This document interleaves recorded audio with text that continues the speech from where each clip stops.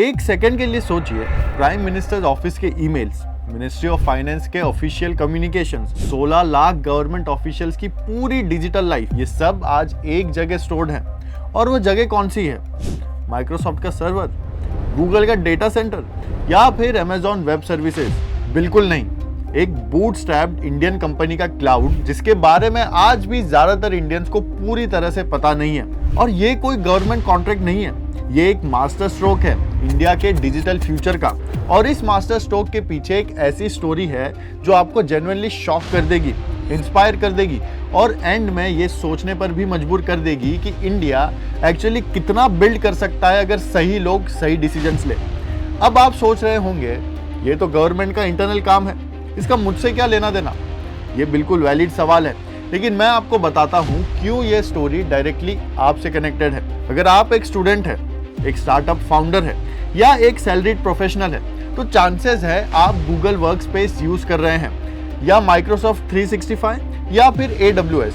और in American companies को India से हर महीने करोड़ों डॉलर्स बाहर जाते हैं सिर्फ क्लाउड फीस के नाम पर।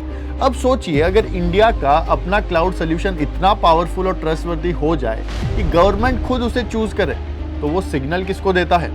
वो सिग्नल देता है इंडियन स्टार्टअप्स को, इंडियन इन्वेस्टर्स को और उन सारे यंग प्रोफेशनल्स को जो इस इकोसिस्टम में काम कर रहे हैं। ये स्टोरी सिर्फ एक कंपनी के बारे में नहीं है, ये स्टोरी है इंडिया के डिजिटल इंडिपेंडेंस के बारे में। और इस पूरी स्टोरी का हीरो एक ऐसा बंदा है जिसने स्टैनफोर्ड का PhD ऑफर ठुकराया, तमिलनाडु के एक छोटे से गांव में शिफ्ट हो गया और वहां से चुपचाप एक एम्पायर खड़ा कर दिया जो आज गूगल, माइक्रोसॉफ्ट और अमेजॉन को डायरेक्टली चैलेंज करता है। मैं हूं आशीष और ये चैनल है उन लोगों के लिए जो सिर्फ न्यूज नहीं, असली पिक्चर देखना चाहते हैं। अगर ये आपका पहला वीडियो है तो सब्सक्राइब जरूर कीजिए, ये पक्का काम आएगा। तो शुरू करते हैं राइट फ्रॉम 1996। साल था 1996, जब इंडिया में इंटरनेट सिर्फ IITians और बड़े बिजनेसमैन के घर तक पहुंचता था। तब चेन्नई में एक बंदा एक छोटी सी कंपनी चला रहा था। कंपनी का नाम था एडवेंट नेटवर्क मैनेजमेंट। काम सिंपल था, नेटवर्क मैनेजमेंट सॉफ्टवेयर बनाना, स्पेसिफिकली उन जापानीज कंपनीज के लिए जो तब अमेरिकन एंटरप्राइजेस सॉफ्टवेयर अफोर्ड नहीं कर सकती थी, क्योंकि वो सॉफ्टवेयर इतना महंगा था कि छोटी कंपनीज के लिए वो प्रैक्टिकली बना ही नहीं था। और उस बंदे का नाम था श्रीधर वेम्बू। IIT मद्रास से पढ़े, प्रिंसटन से PhD की, सिलिकॉन वैली में काम करने का ऑप्शन क्लियरली था, लेकिन उन्होंने वापस इंडिया आना चूज किया क्योंकि उनका एक सिंपल लेकिन पावरफुल बिलीफ था, इंडिया के छोटे शहरों में टैलेंट है, सिर्फ अपॉर्चुनिटी नहीं है। और उन्होंने वो अपॉर्चुनिटी खुद बनाना शुरू की और 2008 तक कंपनी जोहो कॉर्पोरेशन बन चुकी थी, जिसके पास थे सिर्फ 10 लाख यूजर्स। और 2023 तक ये नंबर सीधा 10 करोड़ यूजर्स तक पहुंच गए। मतलब 10 लाख से सीधा 10 करोड़ सिर्फ 15 सालों में, बिना एक भी रुपए की वेंचर कैपिटल लिए।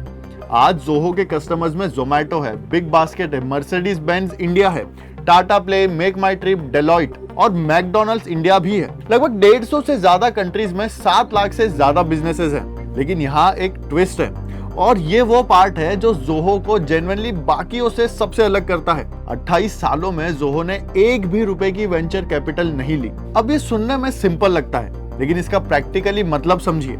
सेल्सफोर्स ने बिलियंस रेज किए इन्वेस्टर्स से, माइक्रोसॉफ्ट का मैसिव इंस्टीट्यूशनल बैकिंग था, गूगल ने एक के बाद एक एक्विजिशंस किए और इन सब ने अपना technology stack third party vendors पे बिल्ड किया, मतलब AWS पे, गूगल क्लाउड पे और एज्योर पे। जोहो ने क्या किया? अपने ही प्रॉफिट से ग्रो किया, नीचे से ऊपर तक अपना टेक्नोलॉजी स्टैक खुद बनाया, अपने डेटा सेंटर्स खुद चलाए और अपने AI मॉडल्स भी खुद बनाए।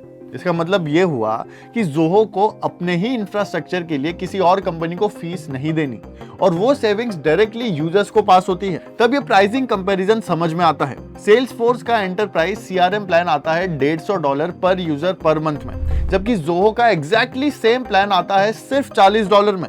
Same enterprise features, same scale capability और 1/4 से भी कम प्राइस में। और श्रीधर वेम्बू खुद इसको कहते हैं अवॉइडिंग वॉलेट फ्रैकिंग, मतलब कस्टमर्स की पॉकेट में हाथ नहीं डालना। और इस फिलोसॉफी का एक और डायमेंशन है जो जोहो की सबसे अंडररेटेड क्वालिटी है, Zoho schools of learning.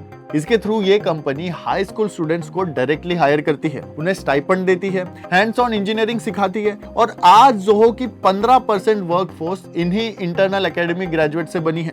IIT degree नहीं चाहिए, आईआईएम नहीं चाहिए, सिर्फ स्किल्स मैटर करती है, क्रेडेंशियल्स नहीं। ये है श्रीधर वेम्बू का लॉन्ग गेम और ये अगली कहानी इस गेम को पूरी दुनिया के सामने वैलिडेट करती है।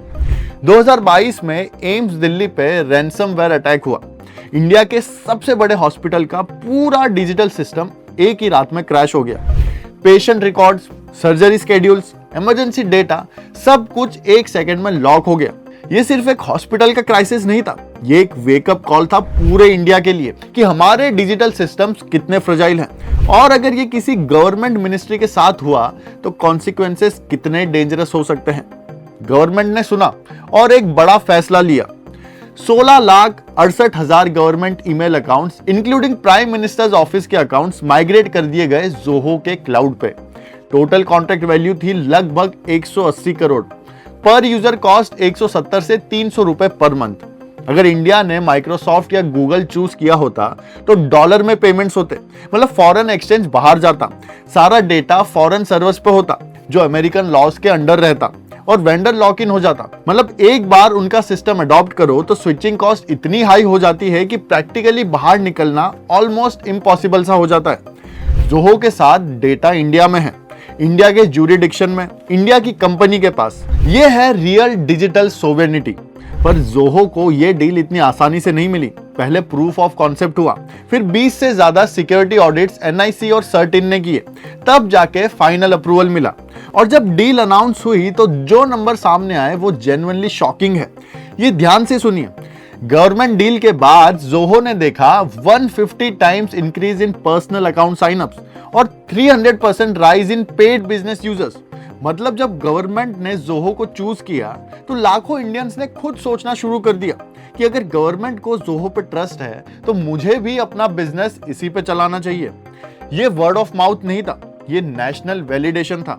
और ये सिर्फ फेज 1 है। फेज 2 में 14 लाख और अकाउंट्स माइग्रेट होंगे, म्युनिसिपल बॉडीज और डिस्ट्रिक्ट एडमिनिस्ट्रेशंस के। और फाइनल टारगेट है 30 लाख यूजर्स, मतलब पूरी इंडियन ब्यूरोक्रेसी एक ही इंडियन क्लाउड पे। और इस सक्सेस के बाद जोहो ने सऊदी अरेबिया और यूएई में नई डेटा सेंटर पार्टनरशिप्स अनाउंस की है और अफ्रीका में एक्सपेंशन भी शुरू हो रहा है क्योंकि वहां भी गवर्नमेंट डेटा सोवेरेनिटी चाहती है। एक गवर्नमेंट कॉन्ट्रैक्ट ने जोहो को एक ग्लोबल सोवेरेन क्लाउड ब्लूप्रिंट दे दिया है। तो इस पूरी स्टोरी के बारे में हम क्या सोचते हैं? हम क्लियरली देख सकते हैं कि ये डिसीजन इंडिया के लिए हिस्टोरिकली इंपॉर्टेंट है और जोहो की जर्नी जेन्युइनली इंस्पायरिंग है। लेकिन कुछ कंसर्न्स है जो इग्नोर नहीं कर सकते। पहला कंसर्न एनआईसी के बारे में। नेशनल इंफॉर्मेटिक्स सेंटर 1976 से इंडिया की टेक्नोलॉजिकल स्पाइन रही है और ये डिसीजन इफेक्टिवली बोल रहा है कि एनआईसी केपेबल नहीं है। क्रिटिक्स का आर्गुमेंट ये है कि उस 180 करोड़ को एनआईसी के मॉडर्नाइज करने में लगाना चाहिए था instead of outsourcing a core sovereign function to a private company. दूसरा कंसर्न जोहो प्रोप्राइटरी सॉफ्टवेयर है, मतलब ये एक ब्लैक बॉक्स है, गवर्नमेंट उसका सोर्स कोड नहीं देख सकती। फ्रांस, एस्टोनिया और केरला, इन्होंने अपनी मोस्ट क्रिटिकल गवर्नमेंट सिस्टम्स के लिए ओपन सोर्स चूज किया है एग्जैक्टली इसी रीजन से, ताकि वो वेंडर्स पे ब्लाइंड ट्रस्ट ना करे। और ये कंसर्न्स मैं डिसमिस नहीं कर रहा, ये रियल वैलिड रिस्क है। और एक बात मैं जेन्युइनली बिलीव करता हूं कि परफेक्ट सॉल्यूशन का वेट करते करते इंडिया का डिजिटल इंफ्रास्ट्रक्चर वल्नरेबल नहीं रहना चाहिए। जोहो ने 20 सिक्योरिटी ऑडिट्स पास किए, डेटा इंडिया में रहेगा, कॉस्ट वो फ्रैक्शन है जो माइक्रोसॉफ्ट चार्ज करता है और सबसे इंपॉर्टेंट ये एक इंडियन कंपनी है जो 28 सालों से अपनी वैल्यूज पे टिकती आई है। लेकिन मेरा आइडियल सिनेरियो ये है कि इंडिया को जोहो को कस्टमर नहीं प्लेटफॉर्म प्रोवाइडर बनाना चाहिए। मतलब जैसे यूपीआई, ये एक ओपन पब्लिक इंफ्रास्ट्रक्चर है जिस पर फोन पे, जी पे और पेटीएम सब बिल्ड करते हैं। वैसे ही एक गवर्नमेंट टैक्स स्टैक बनाना चाहिए जिस पर जोहो जैसी कंपनीज अपने प्रोडक्ट्स बिल्ड करें, गवर्नमेंट डेटा कंट्रोल में रहे और इनोवेशन प्राइवेट सेक्टर से आए। तो मेरा प्रेडिक्शन ये है कि अगर इंडिया ये मॉडल अडॉप्ट करता है तो अगले 5 सालों में जोहो क्लाउड के लिए वही करेगा जो यूपीआई ने पेमेंट्स के लिए किया, एक इंडिजिनस सिस्टम बनाना जो पूरी दुनिया कॉपी करने की बात करे। तो इस पूरी स्टोरी की बॉटम लाइन ये है कि एक बूटस्ट्रैप्ड इंडियन कंपनी ने बिना एक भी वेंचर कैपिटल के रुपए लिए एक तमिलनाडु के विलेज से ऑपरेट करते हुए वो कर दिखाया जो माइक्रोसॉफ्ट और गूगल इंडिया में नहीं कर सके। उन्होंने अपने देश की गवर्नमेंट का ट्रस्ट जीता, अपने देश का डेटा अपने देश में रखा और एक ऐसा मास्टर स्ट्रोक खेला जो अगले 10 सालों तक डिस्कस होता रहेगा। अब आपकी टर्न है।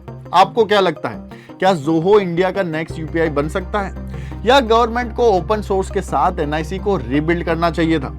कमेंट्स में जरूर बताइए। और अगर इस वीडियो ने आपको कुछ नया सोचने पे मजबूर किया है तो एक काम करिए, ये वीडियो किसी एक दोस्त को भेजें जिसको ये जानना चाहिए, क्योंकि दुनिया को समझना सबसे बड़ा इन्वेस्टमेंट है जो आप कर सकते हैं। मैं हूं आशीष, मिलते हैं अगली वीडियो में एक और इंपॉर्टेंट टॉपिक के साथ। जय हिंद।